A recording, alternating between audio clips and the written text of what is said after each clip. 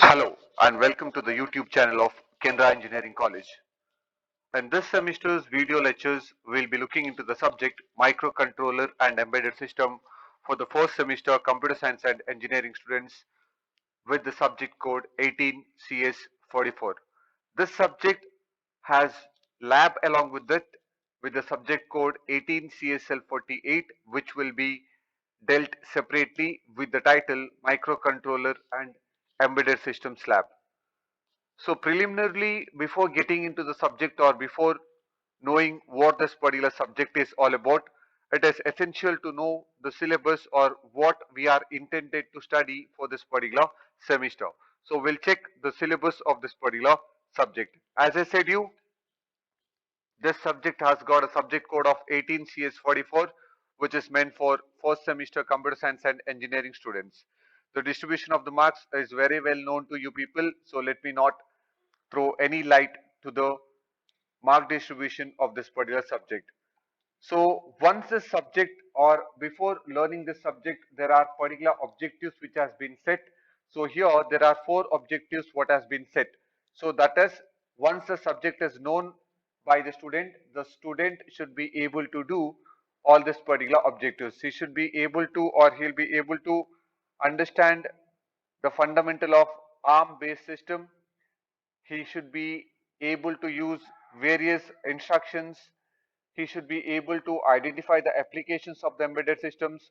Also, he should be able to understand or relate the operating systems that is applied in the embedded systems. In addition, you can have other objectives. There is no limitations for these objectives, but VTU has set up four objectives which is mandatory for the student. So as you know, this subject has got five modules. So the first module here is all about knowing a microcontroller. How exactly is a microcontroller? What are the different parts or what are the different uh, fundamentals of this particular microcontroller? So initially we'll be checking out microprocessor versus microcontroller. So we'll be bagging out or we'll be noting down the basic differences between the microprocessor and the microcontroller. Once that particular difference has been made up, we'll be directly getting into the embedded system which is built using an ARM microcontroller. We'll be checking out what is the design philosophy that is used in the ARM microcontroller, what basically is the type of design philosophy that is used in the ARM microcontroller. We'll be checking out regarding the hardware components that are used in the embedded system. Also, we'll be checking regarding the softwares that we are going to use. Later, we'll be checking on regarding the processor fundamentals. So that is, we'll be checking regarding the various components, registers, CPSR, current program status registers, pipelining method that is being used, exceptions, interrupts, vector tables, and core extensions. Let me not give any detailed discussion or details regarding this particular topics because this topics seems to be pretty new to you people. So we will discuss in detail when we get to that particular title. So I can rate this particular module as one of the easiest one. This particular can be rated as one of the easiest one, and I can also say that this particular module can grab you full marks. So if your paper is for 20 marks or if module 1 is for 20 marks, this paper can grab you 20 full marks. Coming to the second module, this is about the various instructions that will be used in order to program the ARM microcontroller. So that is all about introduction to the ARM instruction set. What are the different instructions or what are the various instructions that we are going to use, that is data processing instructions, program instructions, software interrupt instructions, program status register instructions, coprocessor instructions, and loading constraints. So this particular topic is all about the various instructions what I'll be using the ARM microcontroller. After that, we'll be checking about how an ARM can be programmed using the assembly language. In fact, this particular topic can also be told to be one of the easiest one, which means that you are going to grab 20 plus 20 easy marks in the final exams, which is quite sufficient for you people to clear it up. Whatever is happening further is all bonus. Going to module 3 is all about the applications of your ARC microcontroller. So we'll be checking about embedded system components. Embedded systems means it is basically ARC microcontroller which will be connected or which will be having lot other components connected to the microcontroller in order to form a or in order to satisfy a specific or general purpose. So we'll be checking regarding embedded versus general computing system. We'll be checking regarding the history of that. We'll be checking regarding the core of the embedded systems. So here, this this is not that easy as compared to the first two topics. So these two topics are easiest one. So if you are rating easy out of 10, I can say this will be 10 out of 10. This is easiest ones. This I can rate it as 9 out of 10. This particular topic I can rate it as 8 out of 10. This is a bit complicated when compared to the uh, above topics. Moving on to module 4, this is about the embedded system design concepts. We will be learning about if you are having a particular application, how you can combine the various components together in order to form a embedded system. That is all about your embedded system design. This also I can rate around 7 out of 10 when it comes to the easiness. A bit complicated because we need to design lot of components. Finally, we'll be studying about the various operating systems, the real-time operating systems and IDE that will be used in the embedded system design. So even this topic, I can rate it as 7 out of 10.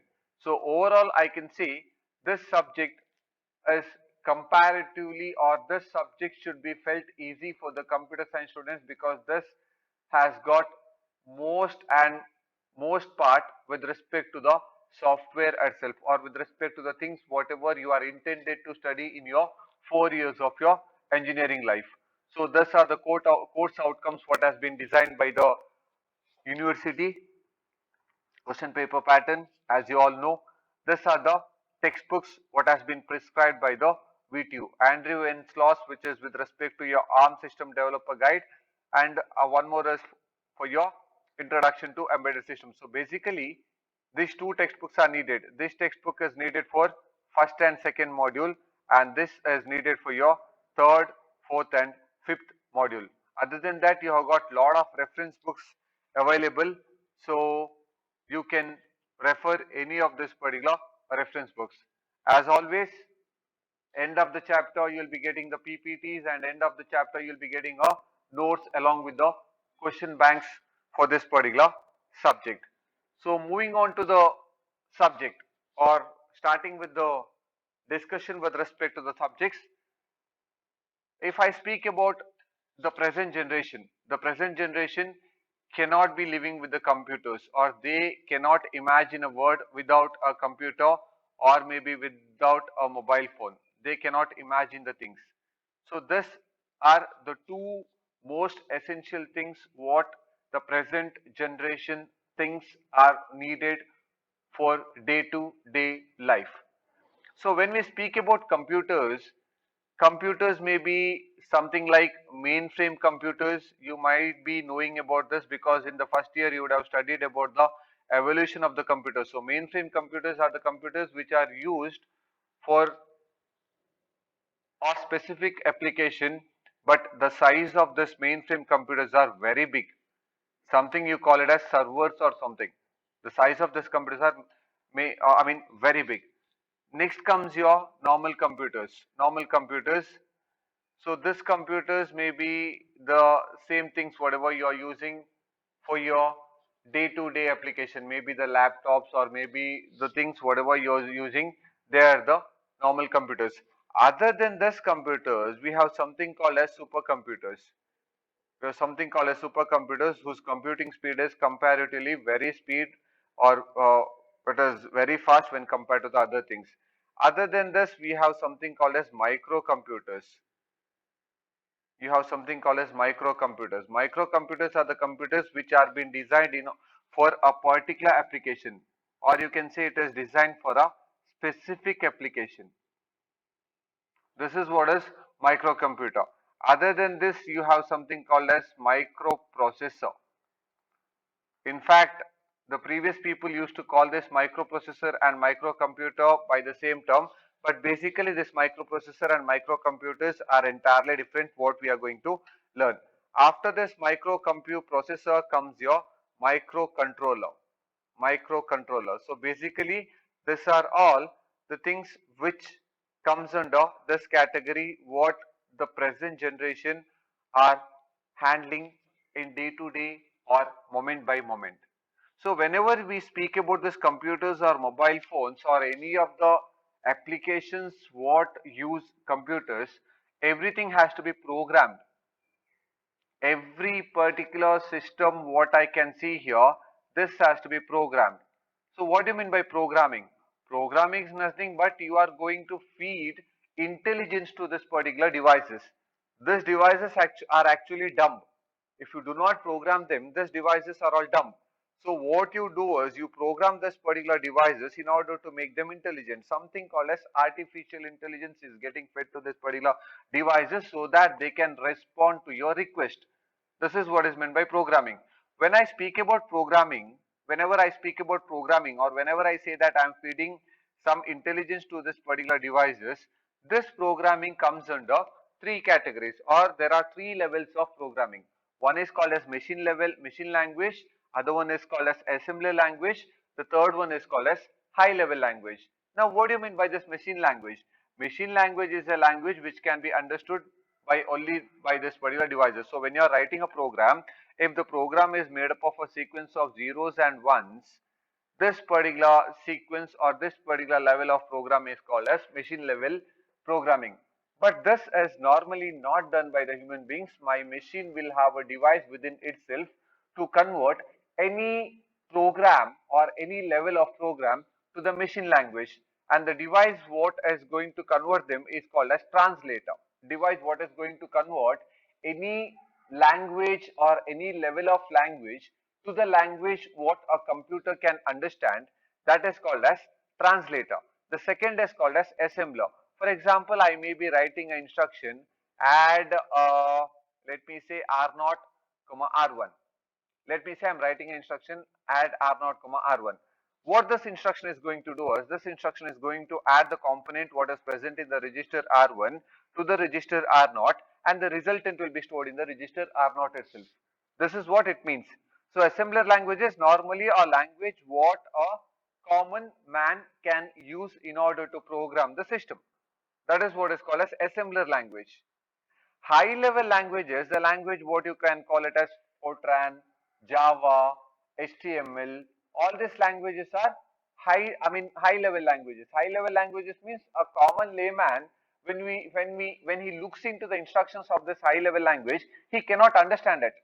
Only an expert programmer can understand. Okay, the instruction what it has written in the high level language is meant to do this. So that is what is high level language. But whatever language you are going to write your program in, whether it is assembler language or whether it is high level language, this has to be converted into machine language. Only then your machine can understand, okay, this is what this user is intending to say. That is what has to be done. So a device which will be converting your assembly language program or high level program into a machine language is called as translator. Very specifically, a device which converts your high level language to the machine language is called as compiler, or a device which converts or a translator which converts your assembly language to the machine language, this is called as assembler. So remember here, compiler and assembler are basically the different people. They are not the same. Assembler will be converting your assembly language program to the machine language. Compiler will be converting your high level program to the machine language. So basically both are different people. For the people who are still having doubts with respect to assembler and compiler, please get it clarified. The device which converts one language to other language is called as translator. In general, specifically you call them as assembler or compiler based on the language what they are converting it into the machine language. This is levels of programming.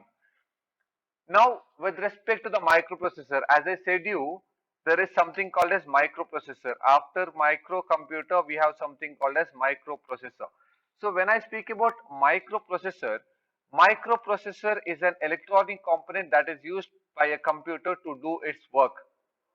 For example, let us say you have the uh, monitor, you have the keyboard, here, you have the mouse here, you have the UPS here, and you have the CPU here. This is your CPU. Not exactly. So when I say this entire system can be called as a computer, this entire system can be called as a computer, out of which I can call the CPU as microprocessor. I can call this CPU as microprocessor, not exactly, but for you people to understand the concept, this is enough. This is called as microprocessor. It is a central processing unit on a single integrated chip containing millions of very small components including transistors, resistors, diodes that work together. So basically the thing what you can see here, this is your microprocessor. Now if you are asking me, sir, what is the function of this particular microprocessor? The purpose or the specific application of this particular microprocessor is to process the data. Sir, from where the data will come from? The data will come from outside. The data will come from outside. Sir, who is going to provide the data? You need to provide the data. So do you say that this particular microprocessor has got a memory so that whatever data I provide will be stored inside? No. Microprocessor doesn't have a memory. Microprocessor has got only a processor. Why do we call it as a microprocessor? Just because it is very small in size. That is why we call it as a microprocessor. It doesn't have RAM, it doesn't have ROM, it doesn't have memory, it doesn't have input port, it doesn't have output port, it doesn't have any displaying things, nothing. It can only take the data and process the data. Just like the brain that is present in you. The brain can process the data. Whereas who will give the data? Your eyes can give the data, your mouth can give the data, your ears can give the data, your multiple organs can give the data. So that is what is your microprocessor. This is actually built up purely using a transistor, resistor and a diode. So basically it is a processing unit. It does nothing other than that. So that is your microprocessor. Now, if you place this microprocessor inside a device, let's say you are placing a microprocessor here, you have RAM, you have ROM, you have input port, you have output port, you have memory, everything. Now this can be called as microcomputer because it has got all the devices what a computer needs, right? So this can be called as microcomputer, whereas microprocessor is a single chip which will do the specific purpose of processing the data, nothing other than that. See here, this is all about the evolution, how actually this microprocessor evolved. In 1970, Gilbert Hatt filed a patent application entitled Single Chip Integrated Circuit Computer Architecture, the basic patent on the microprocessor. The microprocessor was invented in 1971 Intel Labs. The first processor was a 4-bit processor and was called by the name 4004. Later came 4040. Later came 8008. Later came 8080. Later came 8081. Later came 8085. Later came 8086. Lot of things evolved. So this is your 4-bit. This may be your 8-bit. This may be or when I speak about 86, this may be your 16-bit. So when I speak about a microprocessor will have the processing capacity. At a time, how many bits of data can be processed?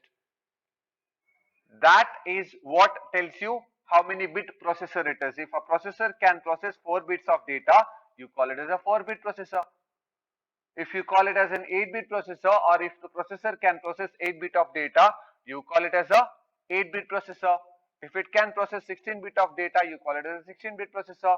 If it can process 32-bit of data, you call it as 32-bit processor.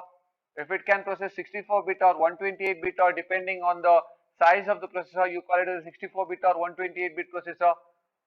Nowadays, you expect your processor to process as much data as possible. Sir, what do you mean by 4-bit processing? In one single machine cycle, your processor can process 4-bit of data.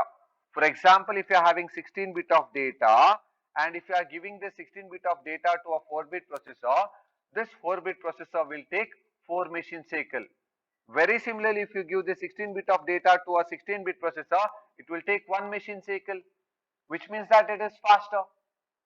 So this is what it actually means by the bit size of a processor. So a lot of things has been evolved since then. Lot of things has been evolved. Right now, this is actually not the modern one. This has been the processor since somewhere around maybe very long back, 1978. See, this is not the modern one. The modern one is 2021. 2021, you might be imagine what may be the speed. 1978, Intel released an 8086 microprocessor, which is a 16-bit. 16-bit means in a single machine cycle, it can process 16-bit of data. It can address 1 megabyte of memory. It can process 1 megabyte of memory. 1 megabyte of memory means it is somewhere around so much bytes of memory. It can execute 2.5 million instructions per second. So imagine the speed. In one particular second, it can process 2.5 million instructions. A small 6-byte instruction cache or queue that prefetched a few instructions before they are executed. So I don't know how many of you people are aware of this particular cache memory. So if I say this is my main memory, so what you will do is you will write instructions. You are a programmer, you are going to write the instructions. This instructions will be going to the main memory. So here you have got a processor. Here you have got a processor. So from this main memory, the instructions will go one by one to this particular processor, get processed and come back to the main memory. Come back, the processed data will come to the main memory. What they did in 8086, in between the main memory and the processor, they placed a small memory which is called as cache memory. This cache memory is of the size very small when compared to the main memory. But what it does is, this cache memory will be pre-processing the data before it goes to the processor, which means that maybe 25 or 35% of the work what your processor has to do will be done by the cache memory. Ultimately, what it means is the entire system is speeded up. You agree with me? Entire system has been speeded up because this cache will be prefetching the instructions and it will be pre-processing the instructions before they are actually getting processed by the processor. So that is what it says. So this is actually a 16-bit memory, or this is actually 16-bit processor. Maybe this is of 1 megabyte. The main memory is of 1 megabyte. In between the main memory and the main processor or the processor, they have placed a 6-byte cache memory just to speed up the process. So cache memories are normally the memories which are placed between the main memory and the processor, and the ultimate intention of the cache memory is to speed up the process or to speed up the data that is getting processed in the processor. Sir, what is the difference between the main memory and cache memory? Speed wise, cache memory is very fast. Cost wise, cache memory is very costly. That's why I have placed a 1 megabyte memory here. I have placed a 6-byte memory here. So cache memory is comparatively very costlier. So this is with respect to the modern microprocessor. Maybe why did they see it as a modern microprocessor is because normally when a student or studying it from the academic point of view, this 8086 is one of the processor what has been studied. Even now the students study this 8086 microprocessor because it has got all the requirements what a modern era requires, or whatever applications you are in need of, they can be designed using this particular 8086. The worst part of this is the instruction set is around 20,000. There are around 20,000 instructions. So if you want to program this particular 8086 processor, you people should be knowing this 20,000 instructions. 20,000 instructions should be within your fingertips. Only then you can program this particular 8086. This is all about the evolution part what I'm studying here. So as I said you, microprocessor, sometimes called as a CPU, heart of the microprocessor based computer system. So when I say you have a system here, the heart of the computer your microprocessor controls the memory and input output through the buses. So as I said you have memory, there are instructions which you have written and that has been stored in the memory, and this instruction should go to the processor. This should go to the processor, or I can call it as a microprocessor. So how the instructions will flow to the processor is actually controlled by the processor. It doesn't have memory, but this processor will take care which instruction should come, which instruction should get processed, and which instruction should go out, through which the instruction should come inside, and through which the instruction should go out. That's what it says, that controls the memory and the input through the buses with the help of the control signals, transfers address, data and control informations between the input devices or memory and the microprocessor via the buses. You people will be very well aware about the buses. Buses are nothing but the mediums through which you can transfer the data and the control instructions. We will study everything in detail. As of now, we are just getting into the, or we have just got to the subject, or we are just on the surface of this particular subject. There are normally 3 buses existing. So you people may be aware of this.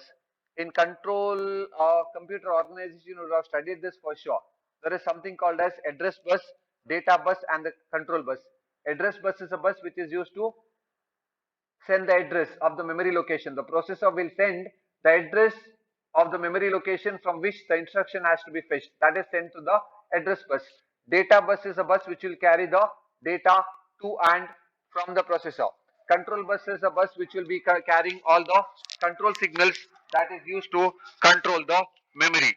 So memory and input output are controlled through instructions. Quite obviously, processor will be taking care of memory and the input output. Instructions are stored in the memory and executed by the processor. So instructions, whatever has been stored in the memory, will be executed by the processor based on the instructions that has been sent by the processor. So almost all these things, whatever I am teaching you right now, has been dealt in the computer organization. So most of the things looks very similar to the computer organization. So if you people know regarding the computer organization, this subject might sound 40% easier.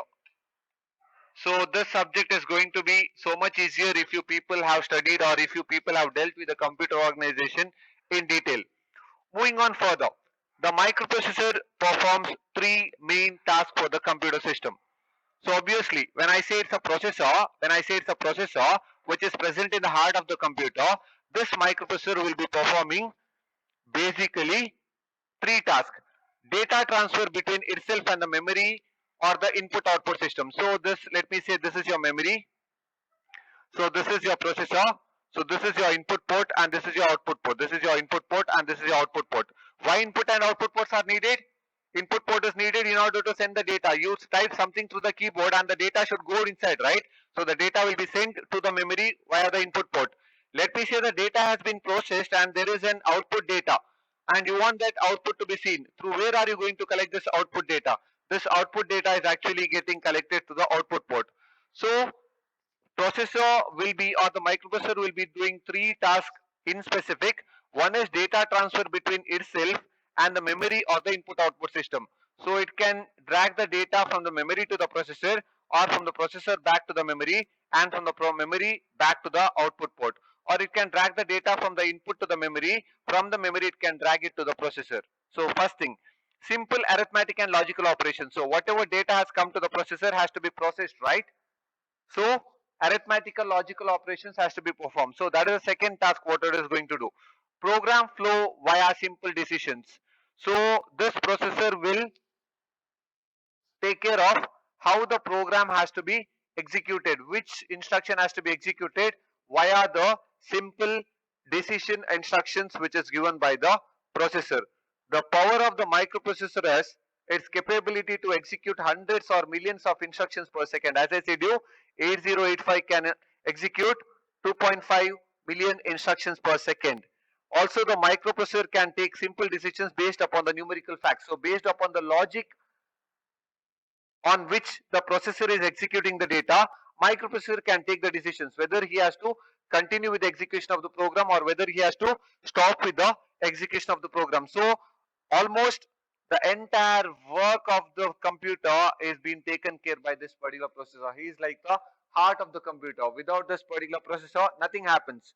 You feed the data, it is not getting processed. You want some data, no, there is no processed data. So processor should be there, and this processor, because it is smaller in size, we call it by the name microprocessor. So application part of this microprocessor can be divided into three categories.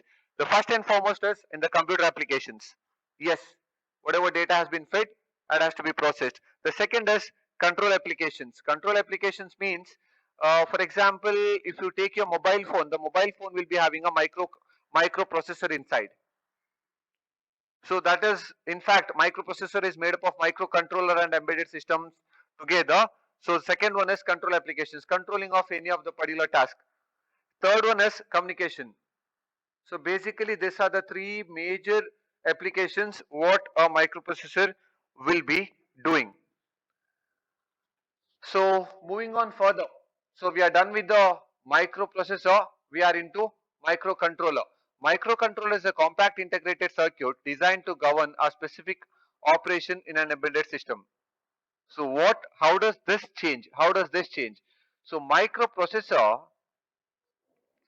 this is a general one. So whatever data comes inside, it will process the data and give the output. When I speak about a microcontroller, it has got a processor, it has got memory, it has got RAM, it has got ROM, it has got input port, it has got output port, it has got everything. But this is specific purpose, which means that the processor what is present inside the microcontroller has been designed for a, or it has been programmed for a specific purpose, whereas processor is not a specific purpose. You can add any peripherals to this, you can add any peripherals to this, so it will do that particular task. Whereas microcontroller, a typical microcontroller includes the processor, a memory, input output, peripherals on a single chip. But this is of a specific purpose. For example, mobile phone, it has got a microcontroller, and the applications of this mobile phone is limited. You cannot use it as a refrigerator, or you cannot use it as a washing machine, or you cannot use it as a what you can call mixer grinder.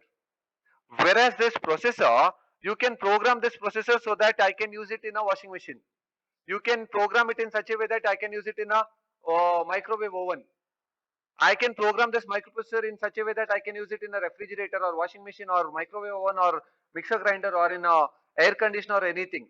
That is what is microprocessor. Microcontroller is very specific. It is very specific. That is the basic difference. So it is given here.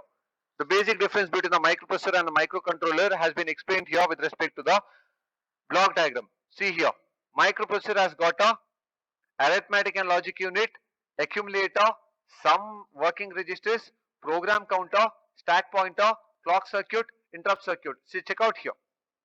Check out here. It doesn't have any memories. Whatever data comes from outside will be processed by this particular person and he will send it out. And he will decide which is the next instruction that has to be executed. And he will decide where the data has to go and sit in the stack. So that is all this particular processor does. When you speak about the microcontroller, you can check out here. There is an ALU, there is an accumulator, there is a register, there is a RAM, there is input output port, there is internal circuitry, there is a clock circuitry, there is a program circuitry, there is a ROM, there is a timer counter, which means that this makes up almost a computer only. This makes up almost a computer only. This doesn't make a computer. So whatever you can see here, this is your microprocessor. Microprocessor embedded in a bigger chip with a specific application is called as microcontroller. This is the basic difference with respect to your microprocessor and microcontroller. However, we are going to study the detailed differentiation between microprocessor and microcontroller. But before this, we need to understand that the generation has moved so ahead that we have a processor which has got multiple cores, which has got 64 cores, which means that it's a single processor, but the single processor can do 64 tasks at a time. Multitasking is what you call it as. You call it as multi-threading. There is the technology or the generation has moved so ahead, but we are still hanging on with the very basics, or we are just studying the very basics of the microprocessor and microcontroller. However, in the next video, we'll check the difference between the microprocessor and microcontroller in detail. Thank you.